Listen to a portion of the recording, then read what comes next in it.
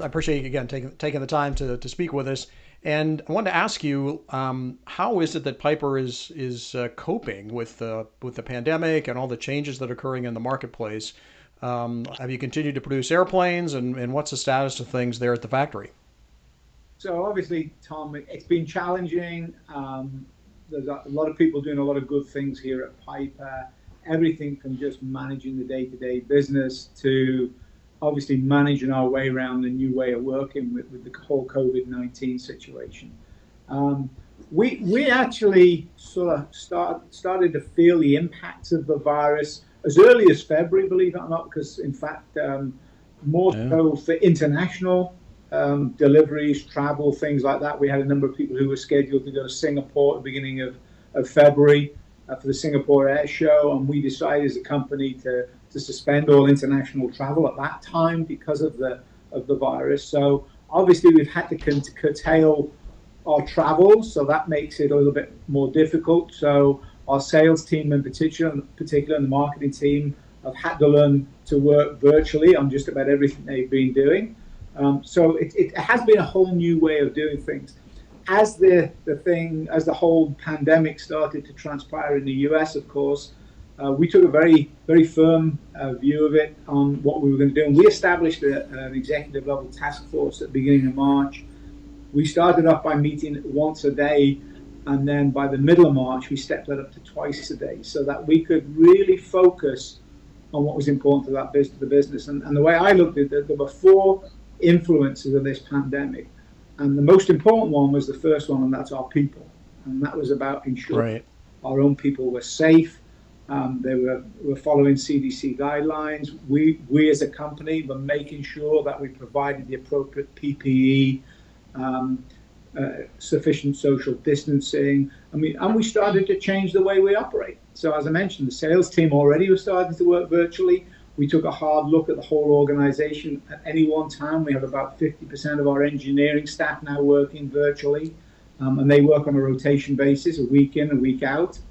Um, we actually look in the manufacturing environment because that's a lot harder to sort of work your way through this sort of crisis. And what we did is we moved Right. a number of people to off shifts. Some people wanted to go to off shifts because they had personal childcare issues. So we've accommodated those. We've been very accommodating with our employees to ensure both we're doing what's right for them as well as obviously managing the business. So people was the first influencer and very much focused around that, making sure and checking every day as to what the status of our own employees are, particularly if anybody has been in contact with somebody with the virus and is undergoing testing. And obviously we're allowing them time to quarantine. So number one was the people.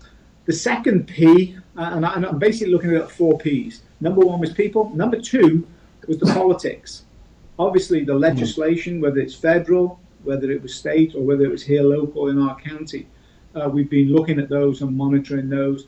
And obviously, it's been changing. But pretty much everything we're doing is in line with either the federal, the state, or the CDC guidelines. So staying focused on that from a political point of view and making sure that we're in line with executive orders and things like that.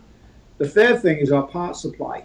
We've obviously had to keep a close eye on our parts supply because as other states around the country have been closing down and/or have to do furloughs, layoffs, then the supply of parts and materials to us has been impacted. Fortunately, not to a great extent. The team did a very good job in getting out in front of it, managing it, making sure we identified any critical components and managed those very closely to the point where we haven't seen any shutdowns from suppliers yet. And we are managing our way through it to make sure and staying out ahead of the current production line. The fourth one, of course, is payment. So that's the fourth P, and that's our customers paying us. And obviously, we have seen a lot of flight schools that have actually delayed deliveries, primarily because they've shut down their flight schools temporarily because of either local regulations or concerns within their organization, as well as the environment for flight training. Some flight schools probably don't want to put instructors and students in the cockpit together just at the moment till everything starts to die down. So we have seen quite a few flight schools defer deliveries or delay deliveries. the good news is we haven't really seen many cancellations. We've had one or two small schools that have cancelled, but all of our larger contracts, they're primarily asking us to delay their deliveries. So we're looking at that and what's the overall impact. The good news is they still want the planes, which means it's good news that we're able to continue to produce planes. And that's been our goal, or my goal all along, is to make sure that we keep our people employed. I don't want to have to furlough people or lay people off, because right now in the current economy, if we lay them off or we furlough them, trying to get unemployment right now is not easy. So, we want to take care of our employees, and we're doing our best to avoid any layoffs or any furloughs. When it comes to the Right. larger planes, we're fortunate. We have a make-to-order philosophy that we've been operating on for the last 4 or 5 years now, and our dealers are still showing that they pretty much want all of the M-class planes. There are a few of the international regions where there's going to be a few challenges going forward, but we're looking at other opportunities for some of those units. But it'll keep the sales team busy as they work the new ways, working virtually. So a lot of challenges, but we seem to be, finding our way through it. And I'm sure when we all come out of it the other side, the new norm will be different. But one thing's for sure, we'll have learned how to do things differently and hopefully better. Yeah. So you've continued to produce airplanes, and yet, as you point out, sometimes your customers, the flight schools, are not able to come to pick them up because for their own reasons.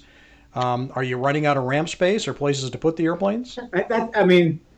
Fortunately, we still have some reasonably good hangar space, so we're able to store quite a few of them inside. Fortunately, especially with weather, with hurricane season approaching. Although I'm hoping that quite a few of them will deliver before then. Right. But we do have a lot of ramp space as well, so we're not running out of space as such. I'm more keen to get them inside rather than having them sitting on a ramp. But we'll work our way through it. And some flight Right. schools, in fact, we have actually seen some now starting to take the planes, even though they deferred for a little while. So I think this thing, give it another, hopefully inside the next 30 days, we'll start to see it accelerate. Yeah. And you mentioned some European customers. I think Jackie mentioned maybe you've got a couple of 600 M600s that are awaiting delivery to Europe. Is that correct? And how long do you think it might be before borders open up and you might be able to get airplanes moved internationally? So that is one of the challenges we face right now. We've been looking at how do we do it, because obviously here in Florida, there's been an executive order in place now for almost 30 days. And part of the restrictions were people coming into Florida from out of state, and certainly from out of other countries. As you know, the US, President Trump imposed restrictions from certain countries. So there are some European countries that can't come here without having to go in some form of quarantine. So it's presenting some challenges. We do have one of the planes going to Europe that the team has worked out a way to actually deliver it by sort of doing a tag team where a Piper crew can take it up to, I think they're going to I think it's Iceland, or it's either Iceland or it might even be Bangor. I think they take it to Bangor, then somebody else picks it up from Bangor, takes it to Northern Europe, and then somebody from Southern Europe is picking up. So the team has worked out a process of how to get one of them. But again, it's learning how to do things different. So Right. we will, and hopefully we will deliver one of those planes here in the next within the next couple of weeks, because the customer is Yeah. keen to get his plane. Which Yeah. actually raises a whole other subject in that, once we do come out of this, particularly on the M-class side, I see that there's going to be a lot of people who do not want to travel commercially. And I'm hoping that that helps us strengthen the GA market as a whole. Whether it's a business jet, whether it's a turboprop, but people may want to fly their own planes rather than be stuck in a commercial airplane wearing a face mask for 2 or 3 or 4 hours. Right. Yeah, that's going to be my next question. What do you think the long-term impact of this is? Sounds like you're fairly positive, feeling pretty good that things will be strong once we get kind of past this initial issue. I think it'll come back, and I think the trainer market's going to come back before the M class or the GA, the main GA sector. Flight Right. training, even though, and of course the challenge we're all facing here is with the airlines cutting back their flights so much, how long is that going to go on? Um, you know, it will come back. We all know it's going to come back. Right now, they're flying, but flying with sort of 50% loads. How long is that going to go on for? And hopefully that means that they will start flying more of the planes that they've currently got grounded sooner, which means that they'll need their crews sooner. The shortage, or the global shortage of pilots, is not going to go away. If anything, it's just going to catch up on them quicker if they're not careful. So I think the demand for new pilots is still going to be there. And I anticipate that a lot of these flight schools, particularly the big flight schools that we deal with, which we have the long-term agreements with, are still looking to produce as many pilots just as quickly. So I think the trainer market demand for us is going to come back fairly quickly. And as I say, I mean, we've talked to all of our customers, and they really just want to delay deliveries. Now, what does that mean next year? It might mean some reduction in volume this year and reduction in volume next year. But I think by the end of 2021, we'll start to see this thing grow back up again on the trainer side. On the M class, again, I think M class is typically for us driven by the economy.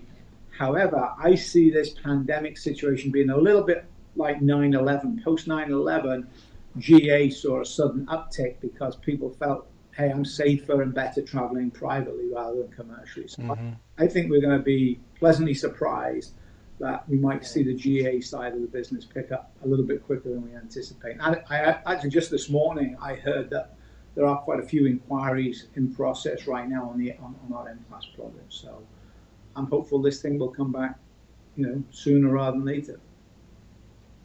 Great. Well, thanks, Simon. It's great to hear that you're bullish on that and that you have a pretty good idea things are going to turn out well. So that's nice to hear. Well, thanks, Tom. It's always good talking to you. And yeah, we've got to stay positive. We intend to come out of this just as strong as we were before.